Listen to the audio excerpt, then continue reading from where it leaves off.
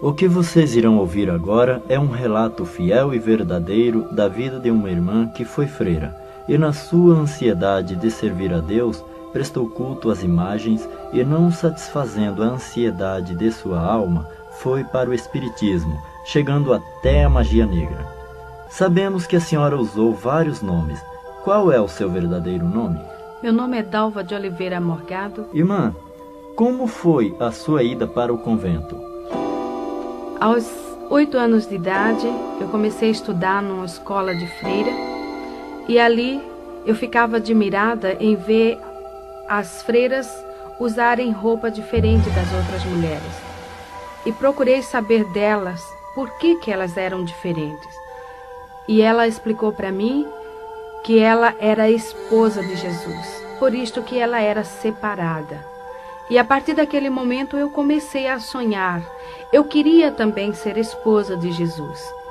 E ali eu comecei a insistir com a minha mãe para me levar para o convento. Mas minha mãe não queria deixar porque eu era a primeira filha dela.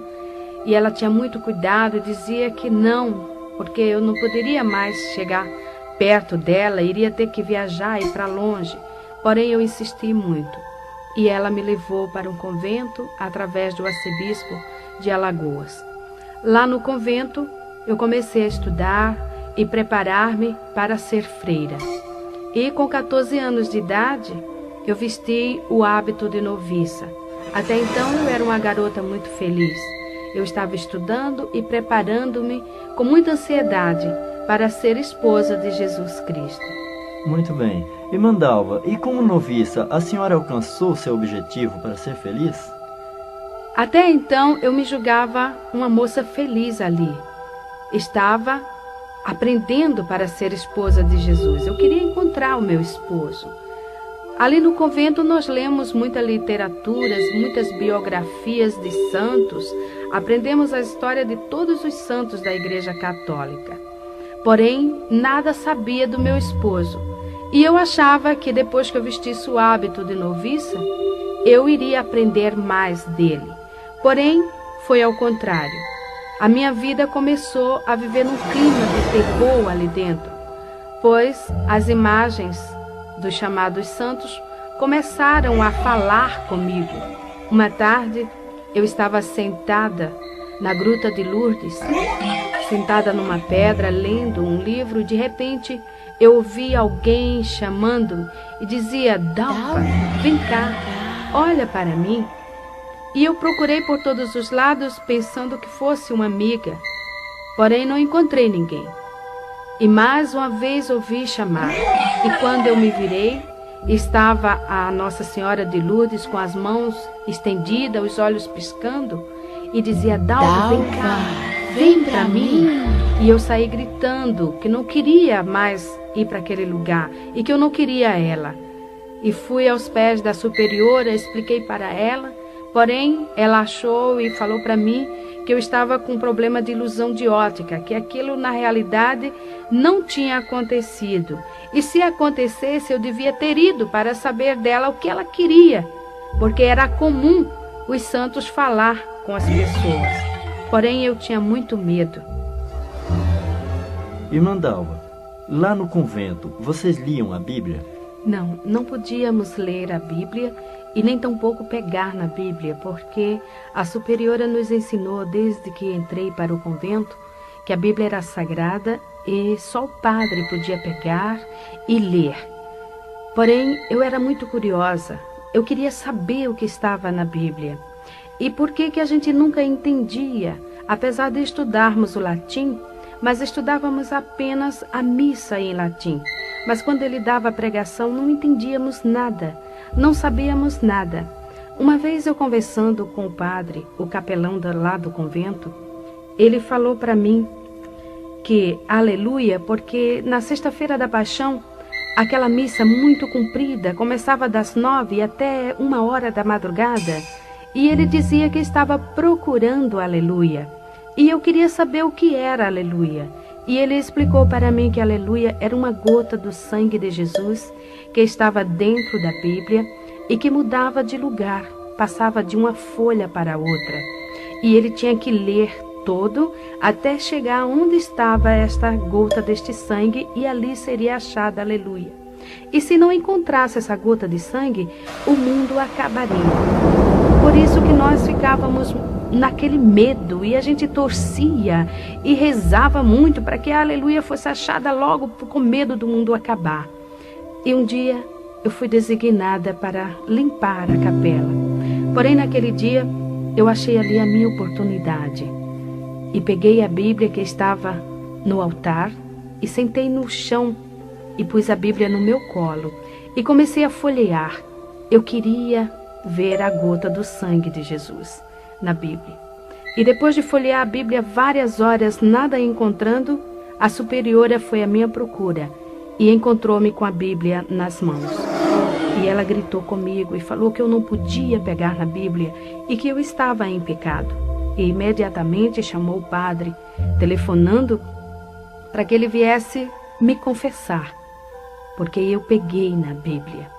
Então eu me confessei e ele passou uma penitência para mim de rezar 50 Ave Maria, 50 Pai Nosso, 50 Credo, ato de confissão, isso durante 30 dias. E ainda peguei 33 dias de castigo.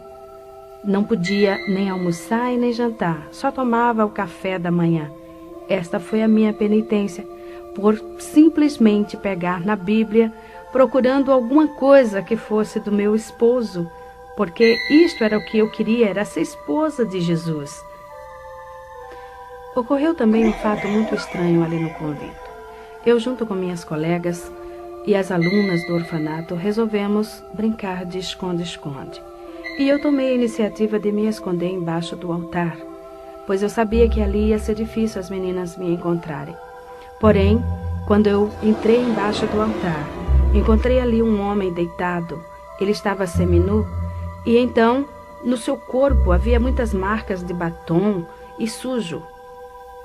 E eu fiquei com medo e ele abriu os braços e tentou me segurar. Aquele homem não era outro, mas o que chamam de muito conhecido como Senhor Morto. É o Senhor que fica na Igreja Católica na Sexta-feira da Paixão para que as pessoas vá beijar. E as marcas de batom ficam no seu corpo e torna-se muito feio. E eu me assustei bastante com aquilo e saí gritando. As freiras me seguraram e aquilo foi tornando cada vez pior. O tempo passou e chegou o dia em que eu iria fazer os votos perpétuos. Então, naquela noite, nós tínhamos que ficar em meditação até as 10 horas da noite no convento, rezando o ofício de Nossa Senhora, meditando do que seria a nossa vida dali para frente. Porém, de repente, eu comecei a ouvir alguém me chamar. E eu comecei a tremer de medo, fiquei arrepiada, eu sentia que meu cabelo estava em pé. E eu procurei pensando que fosse alguma colega, porém não era. E assim na porta da entrada da capela, bem no alto, tinha uma cruz muito grande. Naquela cruz estava presa um Cristo do tamanho natural de um homem. E quando eu olhei para aquele Cristo, ele que fica sempre com o rosto pendido para um lado, ele estava com a cabeça firme, com a cabeça em pé. Os seus olhos piscavam insistentemente. Suas mãos presas na cruz mexiam os dedos no gesto de chamar. E dizia: Dalva, vem cá, olha para mim, vem cá. E eu comecei a gritar, a dizer que eu não queria ele, que eu não queria ir para ele. E eu gritando desta forma, aquelas pinturas do rosto dele tornou-se real. Aquela marca de sangue no peito dele também começou a jorrar e caía pelo chão. E as freiras que vieram me socorrer passavam por baixo daquela porta e sujavam-se no sangue que escorria pelo chão. E eu saía correndo porque eu dizia: não me toque, as suas mãos estão sujas de sangue. E elas fizeram um cerco, me seguraram e esfregavam meu rosto no chão e dizia: veja que aqui não tem sangue, porém era real. Eu via aquele sangue. Eu passei uma noite muito apavorada e eu chorava muito. De manhã, a superiora chegou para mim e falou: Dalva, você não pode fazer os votos e você não vai vestir o hábito de freira. Você vai para sua casa, vai passar um ano fora. Se você melhorar, você pode voltar a ter mais uma oportunidade de fazer os votos. Irmã Dalva, e depois que a senhora saiu do convento, o que aconteceu? Foi o seguinte, a superiora aconselhou minha tia levar-me em um psiquiatra, porque segundo ela eu tinha problemas psíquicos. Minha tia me levou a uma psicóloga e a um psiquiatra. Fiz um tratamento de 3 meses. A cabo de 3 meses, a psicóloga chamou a minha tia e falou para ela terminar com o tratamento, pois eu era uma moça normal, não tinha problema nenhum. E não adiantava continuar com esse trabalho. Então, eu saí daquela psicóloga e do psiquiatra também, porque ela falou que o que eu podia ter seria alguma coisa de ordem espiritual, e isto já não pertencia mais para ela. Porém, lá no nosso apartamento já estava ocorrendo outros fatos também extraordinários, fenômenos que não sabíamos como explicar, pois de repente alguém jogava pedrinhas, alfinetes, pregos e agulhas em cima de mim, por onde quer que eu passasse. Este fato ocorria até mesmo quando eu estava tomando banho. Era impossível que fosse alguém que jogasse essas pedras, pois nosso apartamento fica na Avenida São João, em cima do edifício do MAP, no 20º andar. Era impossível ser uma pessoa. E a nossa empregada começou a falar que eram os guias, os espíritos que estavam jogando aquelas pedras, aqueles alfinetes, porque eu era médium de berço e que eu precisava ir num centro espírita para desenvolver e também para expulsar aquilo ali. E que se eu não fosse, ela iria pedir as contas, iria sair, não tinha mais condições para ela ficar ali também. E tomamos a decisão que eu iria para o centro espírita mesmo, porque já havia crescido muito. A gente já não podia mais almoçar e nem jantar, pois aqueles fatos ocorriam, jogavam aquelas pedras, aquelas coisas por cima até mesmo dos alimentos. E aquela senhora me levou em um centro espírita de mesa branca de Allan Kardec, na Estrada dos Remédios. Lá, o chefe do centro, que é o que chamam mentor espiritual, ele fez uma série de passes, segundo ele, expulsando e fazendo uma limpeza em mim, tirando aqueles espíritos que estavam fazendo essas coisas lá no apartamento. E ele explicou para nós que esses espíritos eram espíritos de pessoas que haviam falecido, porém não tinham tomado conhecimento de que estavam mortos e achavam-se dono do apartamento. E quem chegasse ali, ele fazia essas coisas para assustar. E quem tinha mediunidade percebia e via. Era o que ocorria comigo. Eu era também deficiente física. Eu tinha osteomielite, ou seja, câncer no meu joelho esquerdo. Minha perna era um pouco mais fina e mais curta que a outra. E quando ele viu isto na minha perna, ele falou que eu era assim porque na reencarnação passada, em uma discussão com uma jovem, eu havia cortado a perna desta jovem. E nesta encarnação, eu teria que pagar o sofrimento que ela passou.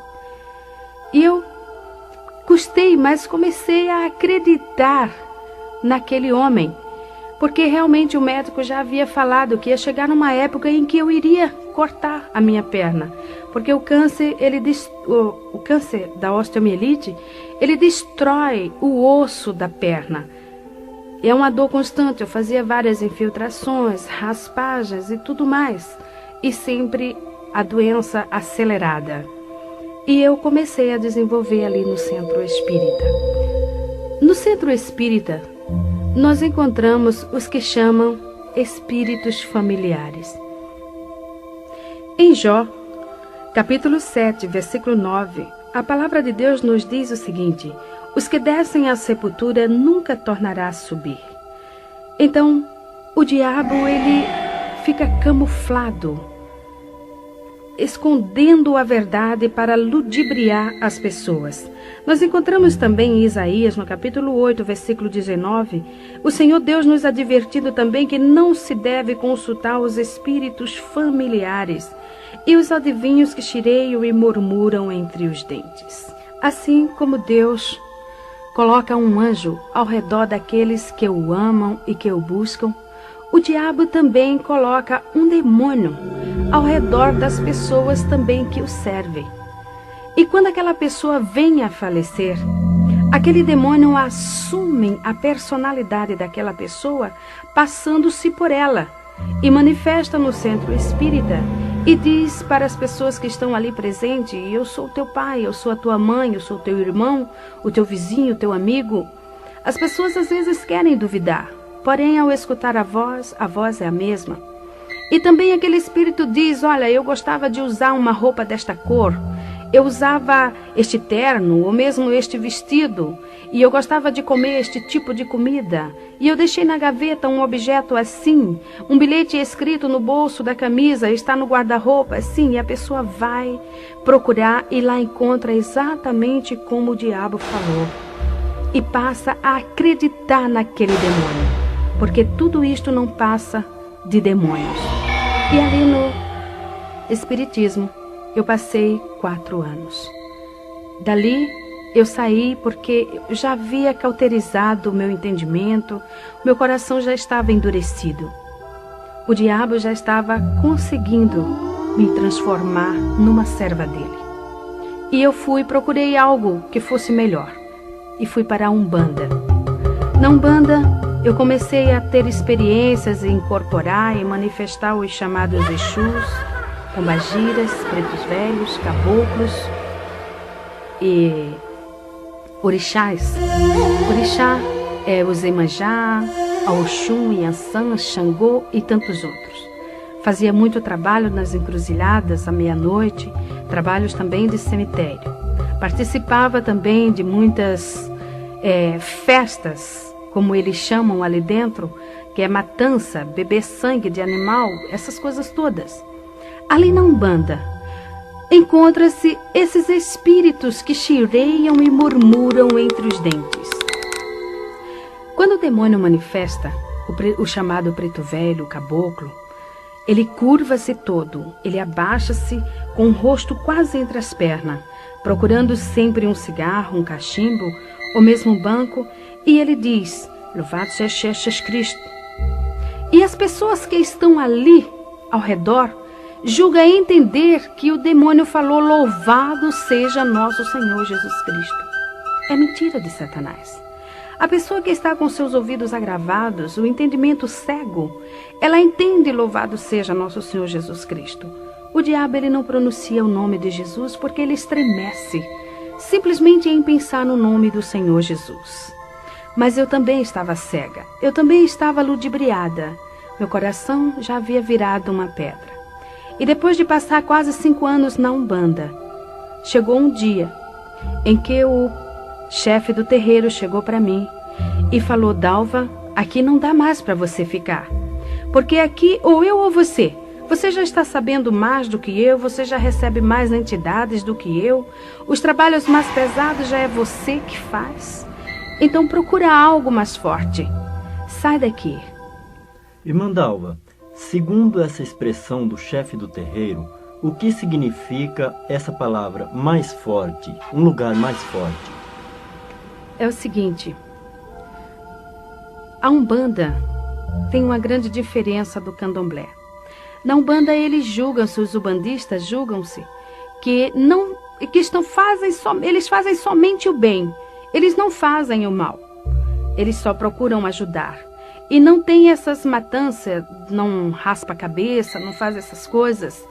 O diabo ali ele é mais sutil, enganando as pessoas, com essa história de que os pretos velhos são os negros africanos, os caboclos são os índios que morrem, enganando assim as pessoas.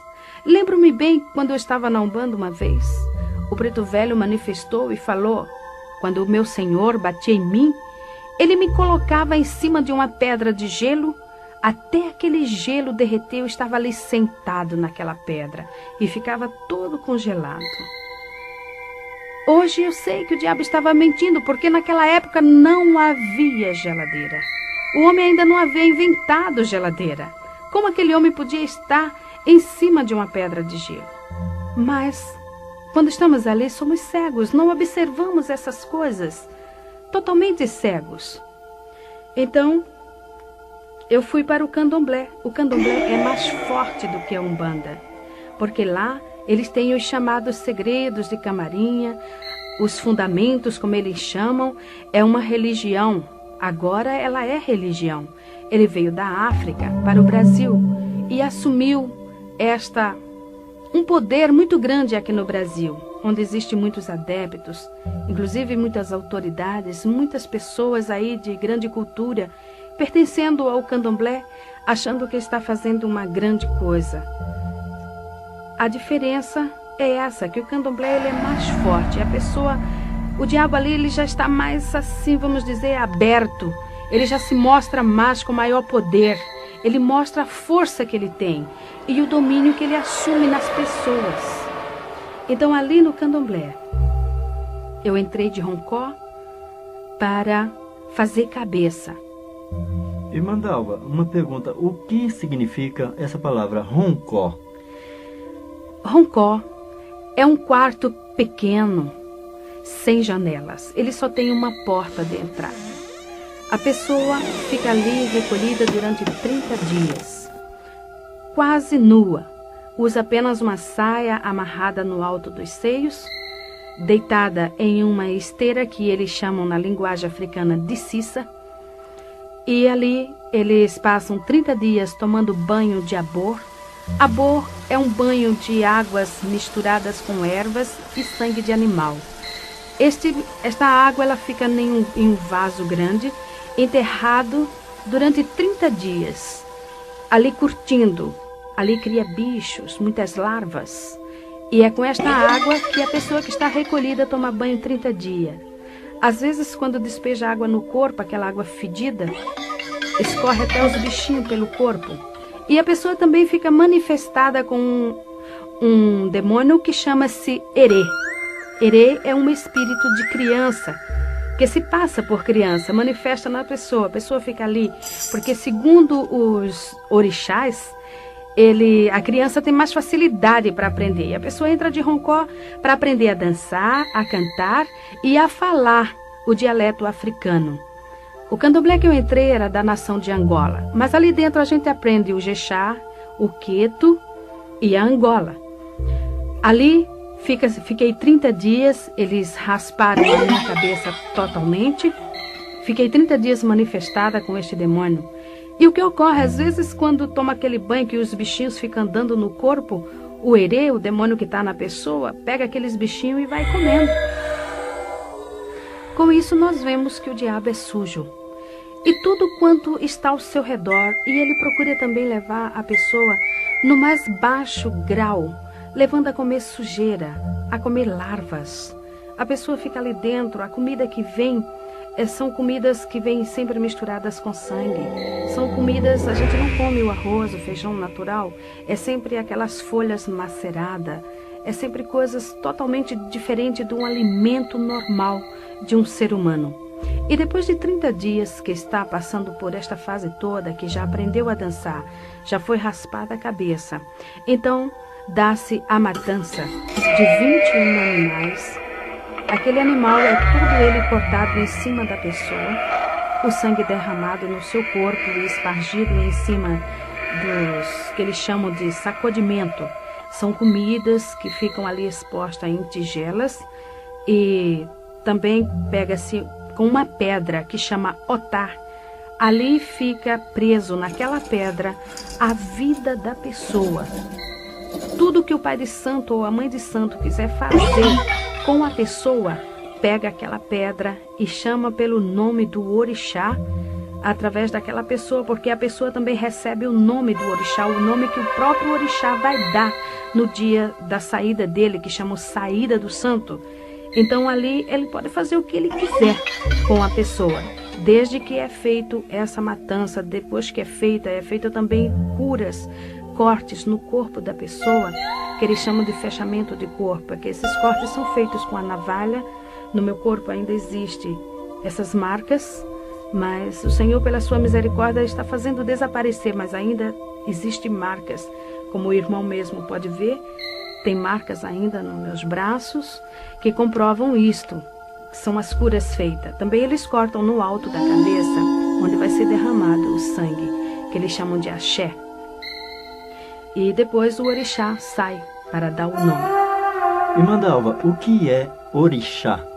Orixá é uma palavra africana que vem do jeje.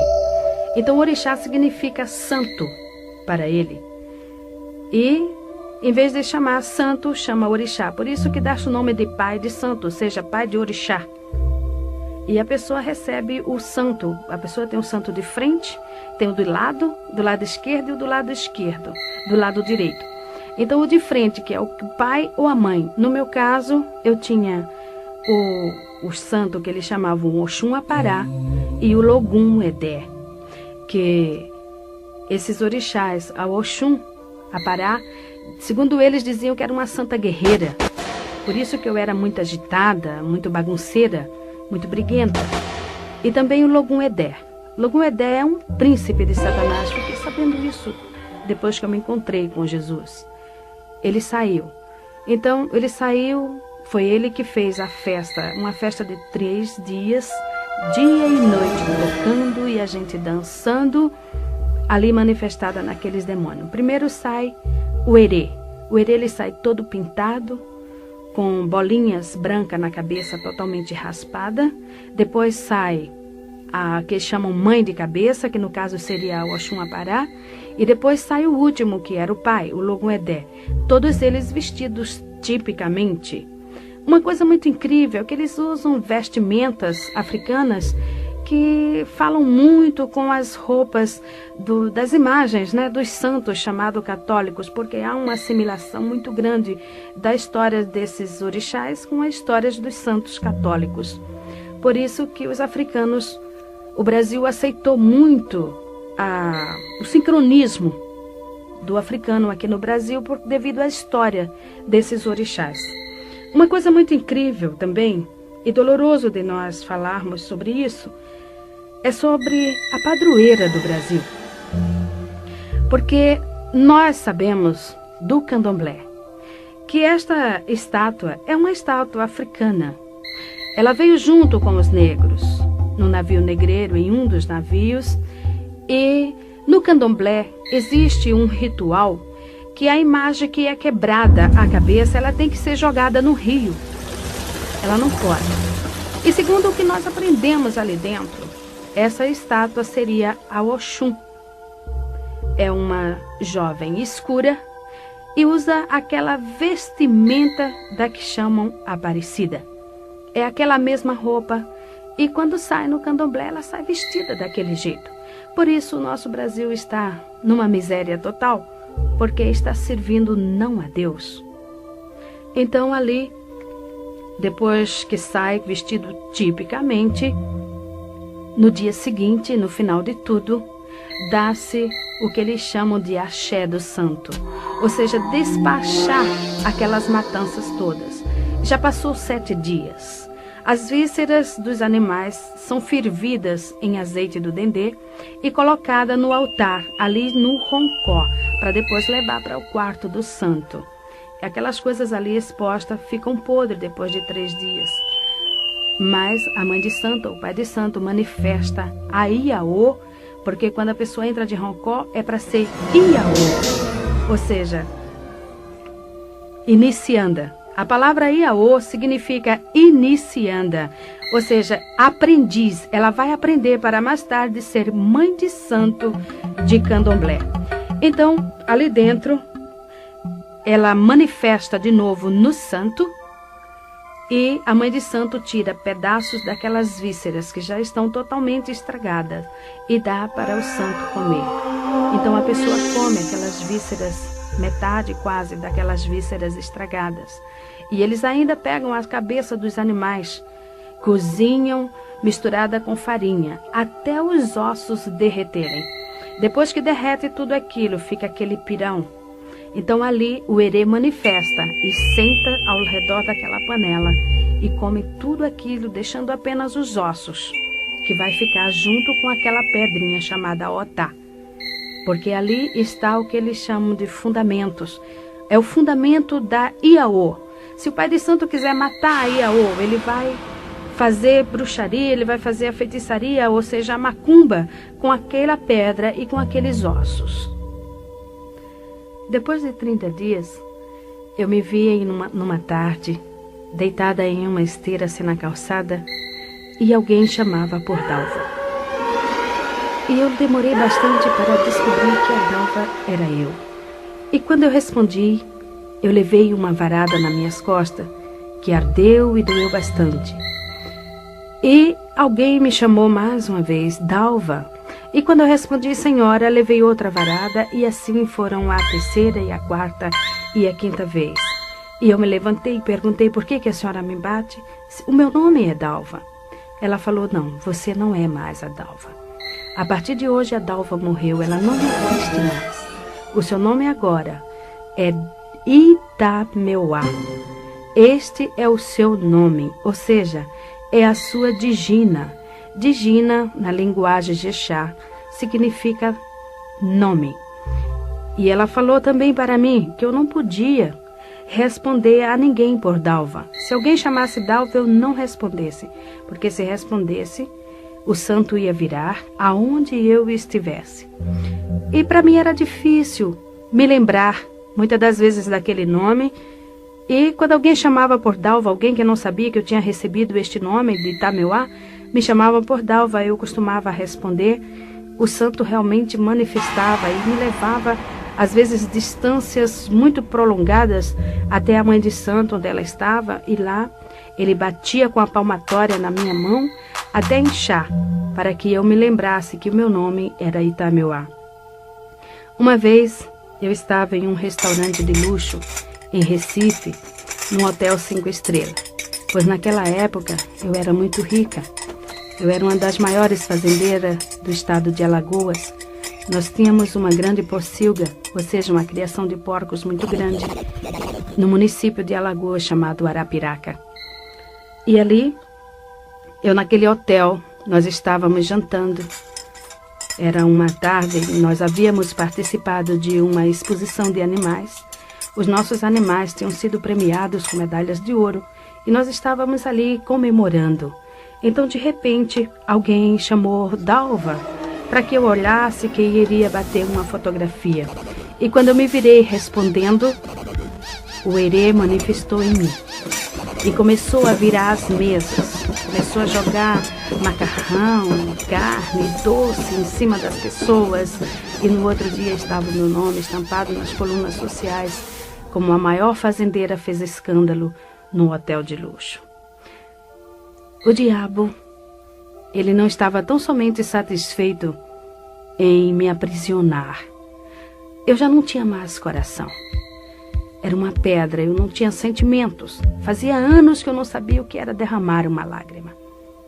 Para que os irmãos tenham uma ideia, em uma discussão com meu esposo, lá na fazenda, eu estava nessa época tirando uma Iaô de Roncó. Então, E essa Iaô, o santo dela era Obaluaê. E segundo o que nós aprendíamos, e havia aprendido, Obaluaê era o dono dos porcos. E nessa briga que eu tive com meu marido, porque eu tinha separado para mim alguns porcos para matança de animais lá do candomblé e para vender também. Era a minha parte, era a minha cota. Eu não queria que ele pegasse ali. Então, nessa discussão, porque ele havia pego os animais e vendido sem me consultar. E eu falei com bastante ira, eu disse, agora eu estou indo para o candomblé. Eu vou tirar uma Iaô de Obaluaê. E se realmente Obaluaê é o dono dos porcos, eu quero que ele tome conta desses porcos todos, de tudo quanto aqui tenha, e me dê conta. Eu quero que ele preste conta para mim de tudo. Eu falei isso e entrei no carro e fui para o candomblé. Uma semana depois, era de madrugada quando o nosso vigia bateu na minha porta e falou, Dona Dalva, tem 10 animais mortos. E ali era apenas o início. Rapidamente, em 21 dias, morreram todos os animais. Realmente, o diabo havia prestado conta do que eu havia falado. Realmente ele mostrou que ele era o dono dos porcos. Só que eu fiquei na miséria. Tinha uma dívida grande no banco para pagar e não sabia como. E outra pessoa resgatou a fazenda. E tivemos que largar tudo e sair sem nada. O diabo, ele não tem amor a ninguém. Nem mesmo aqueles seus adeptos, nem mesmo aqueles que estão servindo a ele, pois eu era uma serva de Satanás naquela época. Eu servia mesmo, eu fazia tudo quanto ele queria. Eu só comia o que o diabo determinava. Eu só vestia o que ele determinava. Cada dia da semana eu tinha que vestir uma roupa diferente na cor que ele escolhia. Eu não podia comer determinadas comidas e se eu comesse eu caía de cama doente, eu ficava enferma, ele batia em mim e eu vivia uma vida totalmente oprimida. E durante este tempo eu fiquei 7 anos aprendendo ali com a mãe de santo para ser mãe de santo de Candomblé. Depois desses anos, eu fui mais uma vez recolhida de Roncó, dessa feita para ser mãe de santo de Candomblé, aprender as cantorias do africano, as danças e os segredos de Camarinhas. Irmã Dalva, o que vem a ser segredos de Camarinha? Segredos de Camarinhas são o que eles chamam de fundamentos, ou seja, as palavras, as rezas que eles falam quando estão raspando a cabeça das pessoas, quando eles estão cortando os animais, os pedidos que eles fazem, aprender a jogar búzios, a ler a mão, a ler cartas e outras coisas. Também como fazer feitiços, como fazer bruxarias, cada tipo de bruxaria diferente, as rezas, essas coisas todas. Estes são os segredos de Camarinha. Como mãe de santo, eu abri terreiro em Arapiraca, no estado de Alagoas, foi o primeiro. O segundo foi em São Paulo, no Jardim São Paulo, lá em Guaianazes. O terceiro foi no Rio de Janeiro e outro em Londrina, no Paraná. Como mãe de santo, eu já estava totalmente dominada pelo Satanás. Meu coração era uma pedra, não tinha sentimentos, não tinha também paz e nem alegria. Era uma criatura muito vazia, porém não mostrava para ninguém. Eu mostrava uma satisfação que na realidade eu não tinha.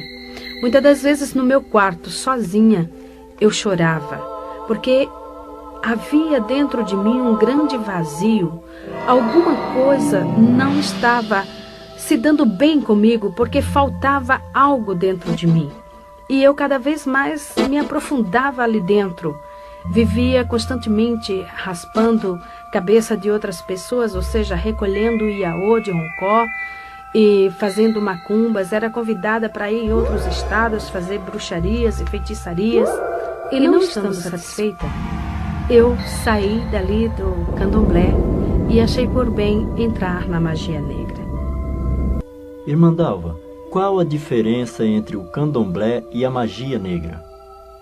A diferença é a seguinte: no Candomblé, o pai de santo e a mãe de santo recebe um poder dado pelo santo da pessoa, pelo orixá que a pessoa raspou a cabeça, não incorpora mais o orixá e passa a fazer todos os trabalhos de Candomblé, ou seja, raspar a cabeça, jogar búzios, essas coisas todas, e inclusive fazer macumba sem manifestação.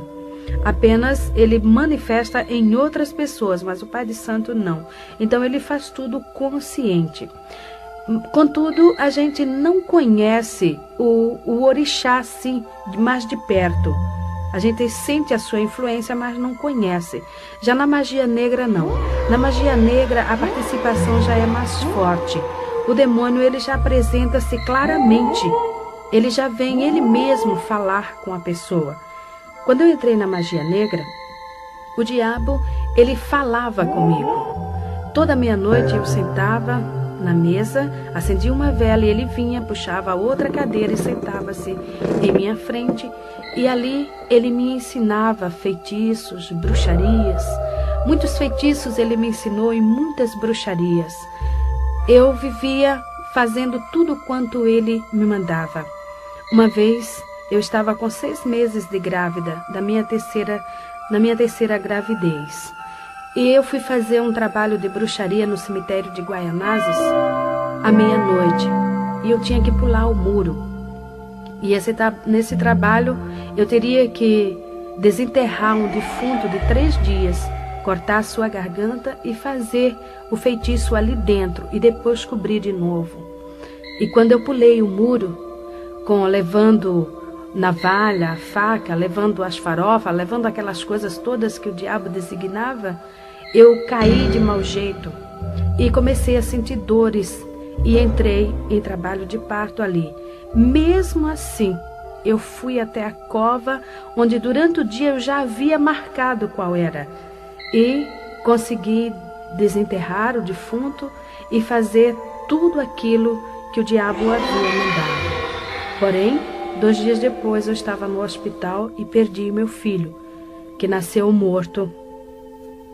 E assim eu continuei. E eu fazia várias perguntas para o diabo.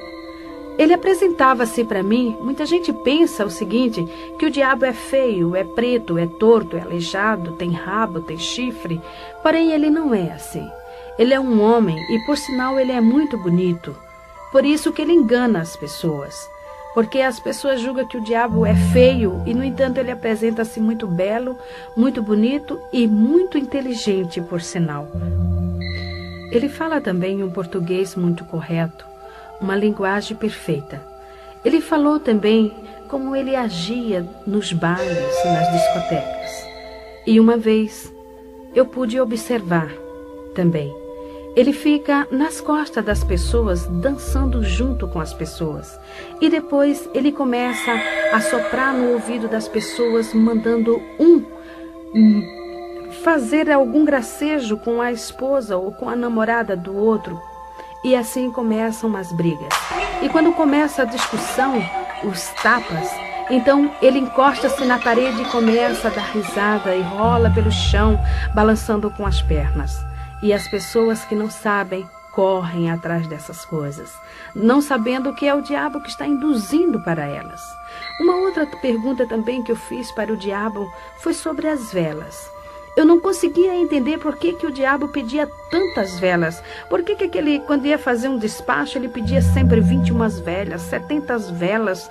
E por que tantas velas? Então ele explicou para mim. Foi quando eu descobri que o diabo ele não tinha luz. Ele falou para mim, olha, Itameuá, eu não enxergo a luz. Eu falei, mas e o sol? O sol brilha aí durante o dia. Ele falou, não, eu não enxergo o sol. Eu não vejo luz nenhuma. A única luz que eu vejo é a luz da vela. Por isso que eu peço bastante vela. E os meus companheiros também pedem, porque aonde tem uma vela acesa, eu e os meus colegas vamos juntos. Porém, eu quero deixar aqui um lembrete seguinte. Não é aquela vela que o servo de Deus acende na sua casa quando falta luz. São velas oferecidas e sacrificadas aos demônios. Essas velas que se acendem às segundas-feiras para as santas almas benditas, para as almas das pessoas que morrem. Muitos costumam até acender atrás da porta. Não faça isso. Você está atraindo legiões de demônios para a sua casa. Com isso, a sua vida é um inferno. Nada dá certo. É uma opressão que o diabo dá para as pessoas, porque eles ficam alojados, esperando que você acenda mais vela. Por isso que a palavra de Deus diz que todo aquele que está em pecado é trevas. E a trevas não se mistura com a luz. Por isso que o diabo é treva. Você precisa também buscar a luz, porque Jesus falou, vós sois a luz do mundo. Quem tem a luz não anda em trevas, porque o que anda nas trevas é o diabo. E esse nós temos que tirar da nossa vida. Então também eu fiz uma outra pergunta para o diabo. Eu queria saber por que aquelas imagens de esculturas, os chamados santos lá do convento, viviam falando comigo, me chamando e tentavam muitas das vezes até segurar-me. E ele começou a dar risada e olhando para mim ele falou, ora Itameuá, era eu. Eu falei, mas como você? Ele disse, é muito simples, cada imagem ela tem um espaço vazio dentro de si. é o espaço exato que me cabe. Eu fico dentro da imagem ou atrás, para ouvir o que as pessoas estão pedindo para poder fazer. E assim, com isso, elas estão me seguindo. Com isso, elas estão fazendo o que eu quero. Irmã Dalva, e do catolicismo até a magia negra, a senhora conseguiu saciar o anseio da sua alma? Não. A minha vida era uma busca constante. Fui para todos esses lugares, procurando encontrar-me, procurando preencher este anseio da minha alma, porque eu sentia dentro de mim um vazio muito grande. Eu não tinha paz. No dia que eu não tinha com quem brigar, eu brigava comigo mesmo. Muitas das vezes eu entrava no meu quarto tão irada e eu puxava os meus cabelos até sentir que o couro da minha cabeça soltava-se de tanta raiva que eu sentia de mim mesmo. Eu não tinha paz, eu não tinha sossego. Faltava alguma coisa, e por isso eu me aprofundava mais e mais e mais ali dentro, porque eu aprendi e sempre falavam para mim que todos os caminhos levavam a Deus. E eu queria saber qual era o caminho que eu estava levando. Mas esse caminho eu não encontrei. A minha outra parte eu não encontrava de jeito algum. Irmã Dalva, como foi que a senhora chegou a conhecer o Senhor Jesus? Bem, 3 anos antes que eu me encontrasse com Jesus, eu estava numa madrugada fria, nevoenta, acendendo uma vela para um demônio chamado Tempo Zará, bem no portão do candomblé. E quando passou um senhor, um homem alto, escuro, e ele foi até a esquina. Quando ele chegou na esquina, ele voltou e parou bem no meu portão. Eu me levantei e antes que eu falasse com ele qualquer palavra, ele estirou a mão para mim e com o dedo em riste ele falou para mim: a mão de Deus está na tua cabeça. Eu levei um susto, porém me refiz rapidamente e eu comecei a dar risada. Eu falei: como, moço? O senhor falar que a mão de Deus está na minha cabeça? Moço, Deus não olha para mim, Deus não lembra de mim, Ele não sabe nem que eu existo. O senhor sabe ler por acaso? Então leia esta placa. O senhor sabe o que está escrito aqui? Está escrito Abassá de Ilê de Oxum. Isso aqui é um candomblé, meu senhor. Eu sou feiticeira, eu sou bruxa, Deus não olha para mim. Ele falou: a senhora está enganada. Quando eu cheguei na esquina, Deus falou no meu coração e falou: volta e fala para aquela mulher tudo quanto eu te mandar. E ele está dizendo que vai tirar a senhora daí, porque ele tem um grande plano na sua vida. Então eu comecei a dar risadas e eu gargalhava mesmo. Eu falei: agora estou vendo que o senhor está bêbado. Deus me tirar daqui? Meu senhor, uma hora dessa, o senhor falando besteira na minha porta. Como que Deus vai me tirar daqui, meu senhor? Deus não vai me tirar daqui nunca. Ele disse: quando isto acontecer, você vai se lembrar das minhas palavras. E baixou a cabeça e foi embora. Nunca mais eu encontrei com aquele homem. Porém sei que aquele homem era um servo de Deus. E o recado dele eu esqueci no meu coração. Passou o tempo. Eu fui morar no Rio de Janeiro, em Nova Iguaçu. Ali abri candomblé. E depois de 3 anos eu tive uma 4ª gravidez. Depois de fazer bruxarias, com as noites que eu não dormia direito, a minha gravidez era doentia, problemática. Eu ia fazer a 4ª cesárea. Minha filha nasceu antes de completar o 7º mês. Era pequenininha. Teve toda sorte de enfermidade. Nasceu com os rins paralisados e internada no hospital da Polícia Militar no Rio de Janeiro. Ela ficou 4 meses. Depois, o médico pediatra me chamou e falou para mim parar com todas as minhas atividades e cuidar somente da minha filha, porque ela requeria um cuidado todo especial e esse cuidado só a mãe poderia dar. E eu levei minha filha e aquele médico me fez assinar um termo de responsabilidade. Ele falou para mim: dona Dalva, eu estou entregando a senhora a uma criança viva. Esta criança ela pesa apenas 800 gramas, mas está viva. E eu quero que Alice cresça. Toda semana a senhora vai me trazê-la aqui. Pare tudo e cuide só da sua filha. Quando cheguei em casa, eu falei, vou fechar o candomblé por 1 ano para cuidar da minha filha. E assim fiz. Fui até Tinguá, no Rio de Janeiro. Era lá que eu tinha o terreiro. E fechei o candomblé, mandei que os filhos de santo e as pessoas fossem para um outro lugar, me aguardando até o fim do ano. Porém, quando eu cheguei em casa, o diabo apresentou-se para mim e falou, Itameuá, você não pode fechar o candomblé. Eu falei, claro que eu posso, eu preciso cuidar da minha filha. Ele disse, não, você não pode, você não se domina. Você não faz a sua vontade, porque eu mando em você, você é minha, você me pertence. Você já esqueceu o pacto que você fez comigo? Portanto, você não vai fechar o candomblé, porque eu preciso de você trabalhando. Eu falei, mas eu tenho que cuidar de minha filha. Ele falou, não importa, dê a sua filha para quem quiser cuidar, porém você vai abrir o candomblé. E eu voltei a abrir o candomblé, porém eu precisava cuidar de minha filha. E insistindo, ele falou, Itameuá, você não serve mais para nada. Você não presta mais. Eu vou te matar. E passou a partir daquele instante a bater em mim de chicote. Ninguém via o chicote, porém o meu corpo começou a nascer vergalhões, bolhas de fogo, que abria-se, corria aquela água que fedia, e coçava, queimava, ardia. Eu não tinha sossego, eu não podia fazer nada, só me coçando. Fiquei igual uma leprosa. A minha carne fedia, não podia cuidar de minha filha e nem da minha casa. E mesmo sofrendo desta forma, eu era obrigada a bater candomblé todo fim de semana, a ir para os cemitérios, para as encruzilhadas fazer bruxarias e feitiçarias, porque eu não podia parar, que o diabo não deixava. Foi aí então que o meu marido, o companheiro que eu tinha naquela época, nós havíamos casado no candomblé, ele lembrou-se que foi criado num lar cristão.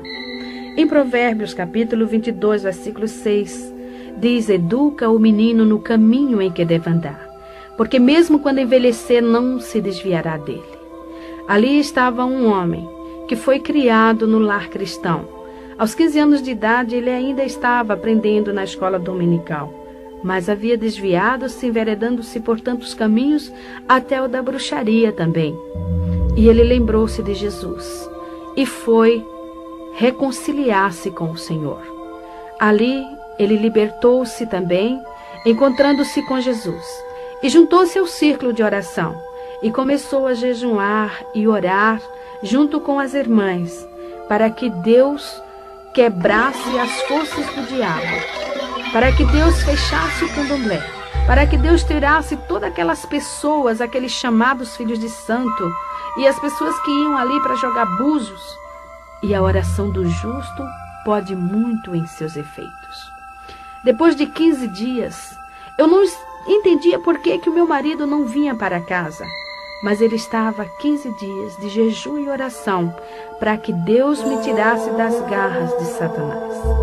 Então, de repente, os filhos de santo começaram a discutir, e eles viravam para mim, porque no candomblé, o filho de santo é obrigado a respeitar a mãe de santo, tem que chamar de mãe, e quando vem para dar a bênção para ela, ele beija o chão onde ela pisa.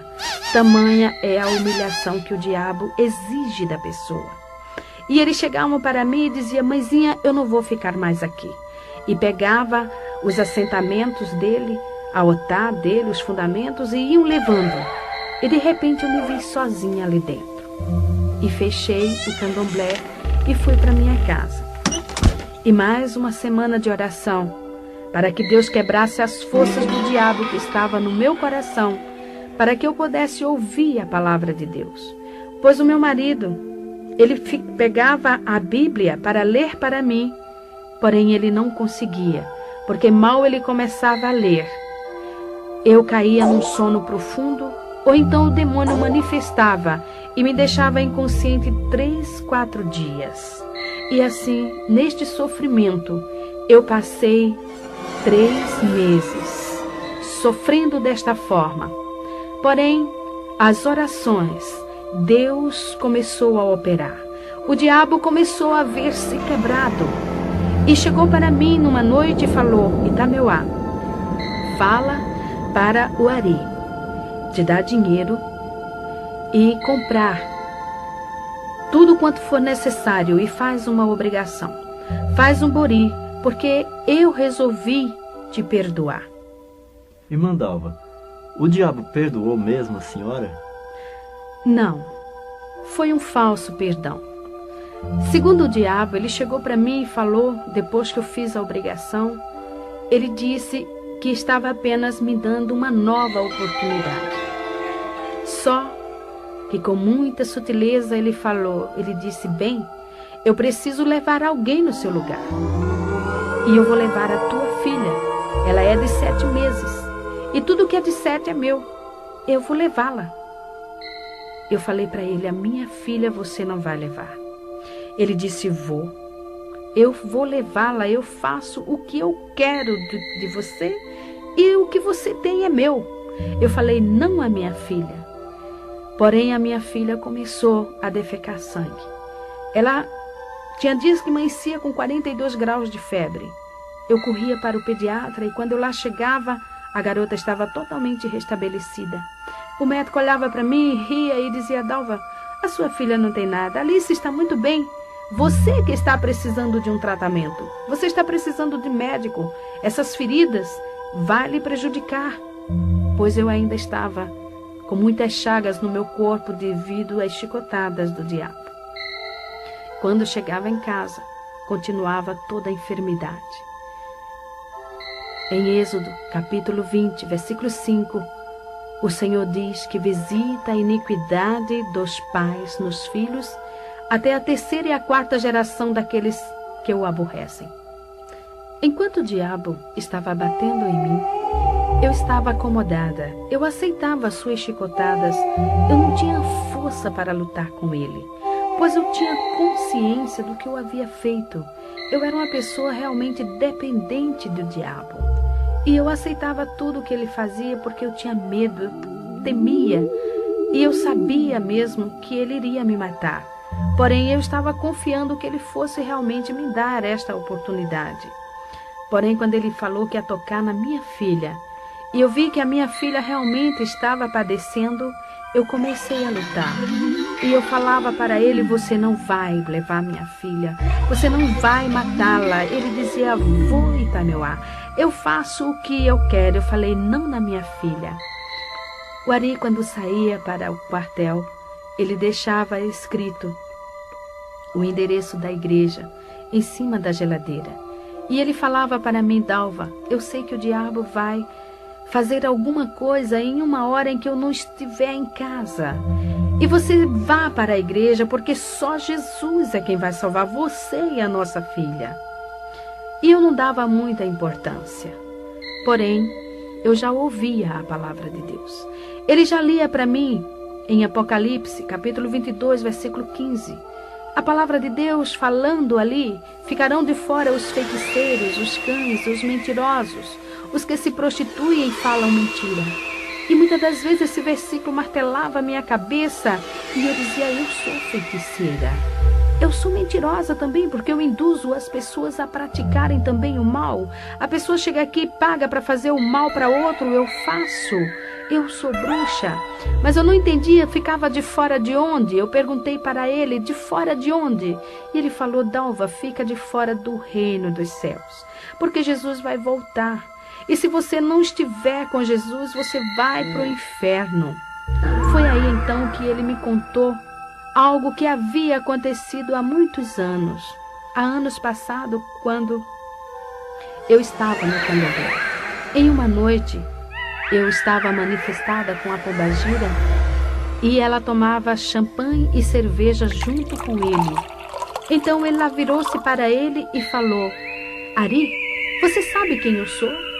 Ele falou: eu sei. Você é um anjo caído.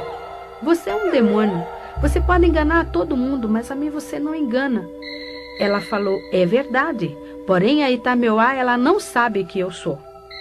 E eu proíbo você de falar para ela isto. Outra coisa, Vamos aproveitar.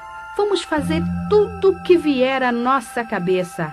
Vamos fazer bastante coisas no mundo, porque o homem lá de cima já está voltando. E você e ela vai dançar comigo no fogo do inferno. Quando ele falou isso para mim, eu falei, então o inferno existe de verdade? Eu achava que o inferno fosse aqui, fosse aquela vida que eu levava, mas existia um inferno maior. E como era a pombagira que havia falado, eu passei a dar mais crença. Quando a minha mãe, que era uma serva de Deus, falava para mim, Dalva, Jesus vai voltar, isso é diabo. Eu dava risada na cara dela, começava a dizer aqui, Jesus vai voltar, só se ele for trouxa, minha mãe. Jesus veio aqui, puseram ele numa cruz, se ele voltar agora, vão pôr ele no paredão e vão metralhar ele. E a senhora vem com essa de Jesus voltar, isso é conto de fada. Eu achava que era história. Porém, ali estava um demônio chamado Pombagira, afirmando que o homem, o filho do homem, estava voltando. E eu iria ficar de fora. E foi assim que naquela noite eu estava com a minha filha sentada no tapete, encostada às minhas pernas. Eu estava ouvindo um disco que, por sinal, de macumba.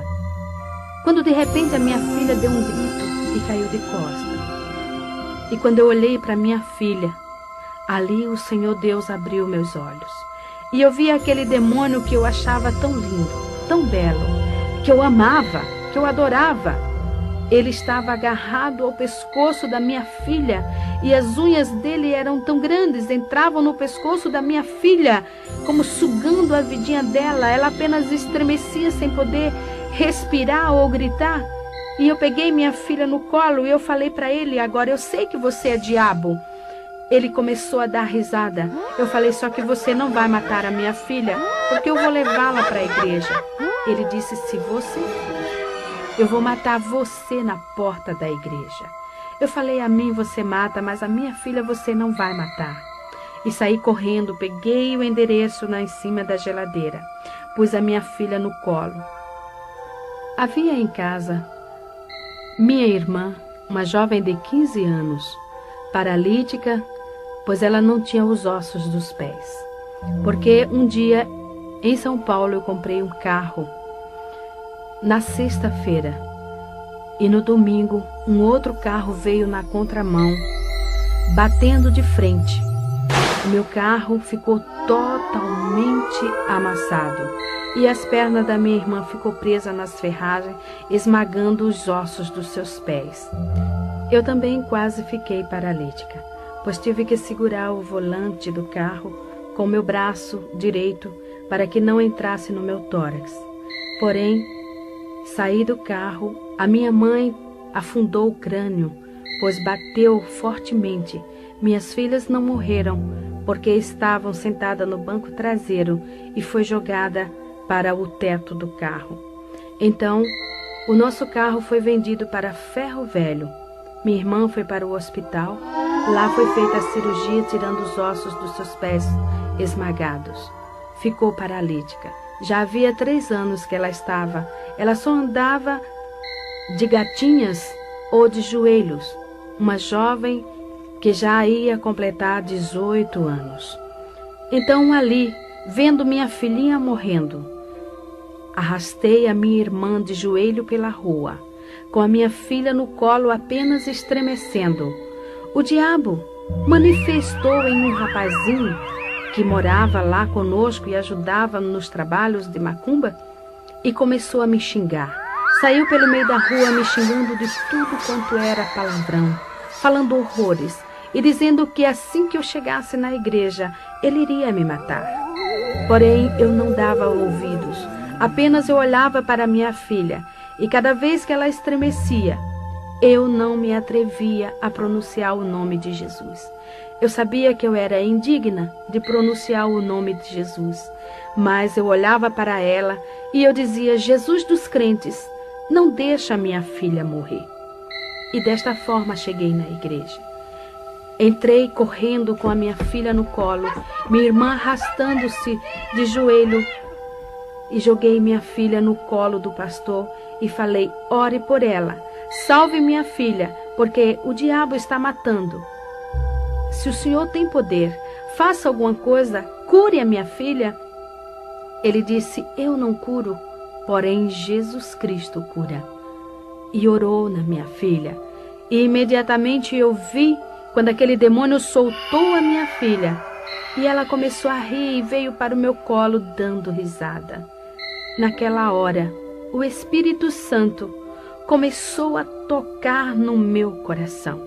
Quando eu leio na palavra de Deus, o Senhor Deus falando para o seu povo: tirarei de vós o coração de pedra e darei um coração de carne. Eu me alegro e me regozijo e digo: Senhor, tu fizeste esta cirurgia em mim, porque o meu coração era pedra. Eu não tinha sentimentos, eu não tinha amor, eu não tinha nada dentro de mim. Faziam uns 10 anos, mais ou menos, que eu não sabia o que era derramar uma lágrima sequer. E ali naquele instante, estava eu chorando. Dos meus olhos saíam lágrimas copiosamente, porém eu, envergonhada, olhava para os irmãos de um lado para o outro e eu dizia: por que eu estou chorando? Eu não quero chorar. Mas quanto mais eu assim falava, mais eu chorava. E naquela hora também o pastor virou-se para minha irmã e falou: jovem, fica em pé, eu vou orar por você, porque você precisa de Jesus. Então a minha irmã estirou os pés e mostrou para o pastor e falou: eu não fico em pé, porque os meus pés não têm ossos. E ele, olhando para aqueles pés atrofiados, falou para ela: Jesus pode te dar ossos novos. Você crê nisso? Você quer Jesus na sua vida? Ela falou: eu quero. E ele orou sobre os pés da minha irmã e ela imediatamente ficou de pé. Começou a correr, a andar ali na igreja. Eu comecei a soluçar. Eu olhava para minha perna com câncer. A minha perna continuava com a mesma enfermidade. Aqueles guias haviam me prometido curar e nunca me curaram. E ali estava, num piscar de olhos, a minha irmã andando, correndo, com os pés novinhos e a minha perna afinando e diminuindo de tamanho. Foi quando o pastor virou para mim e falou: senhora, eu vou orar agora por você. Eu olhei para ele e falei: não toque em mim, porque o diabo falou que ia me matar aqui. Se eu morrer, o senhor vai para a cadeia. Ele falou: mas Jesus te ama. Eu falei: moço, Deus não olha para mim. Eu sou feiticeira. Eu tenho candomblé, eu sou da magia negra, eu já fiz pacto com o diabo, eu conheço o diabo face a face. O senhor acha que Jesus olha para mim? Ele falou: irmã, Jesus falou: vinde a mim todos os que estáis cansados e oprimidos, e eu vos aliviarei. Tomai sobre vós o meu jugo e aprendei de mim, que sou manso e humilde de coração, e encontrareis descanso para vossas almas. E a senhora está precisando disso. O diabo está lhe oprimindo. Jesus ama a senhora. Ele te perdoa. Quando ele falou perdoa, eu falei: o senhor acha mesmo que Jesus vai me perdoar? Ele falou: Jesus vai te perdoar, porque ele morreu na cruz do Calvário por você. Ele derramou o seu sangue para lhe redimir. Ele liberta você de todos estes demônios. Basta que você entregue a sua vida para ele. Você quer Jesus? Eu não podia falar. As lágrimas eram demais, eu soluçava. E eu sei que naquele instante, não somente a minha boca falou, mas como minha alma, meu espírito, todo o meu ser falou: eu quero Jesus. Quando eu fechei meus olhos e o pastor pôs a sua mão na minha cabeça, eu vi o diabo pular na minha frente. E ele, que era tão belo, começou a crescer e de repente começou a cair casca dele. Eram cascas que caíam e ele foi transformando-se em um monstro. E era muito grande, muito alto. O pé dele era enorme e levantou a perna dele e me pisou. Eu caí no chão, aquele pé me esmagando. Eu queria movimentar-me e não podia. Eu queria gritar, também não podia. Eu queria respirar e não podia. E eu pensei: agora eu estou morrendo. Mas ao longe, eu ouvia a voz do pastor que dizia: demônio, em nome de Jesus, sai! Sai!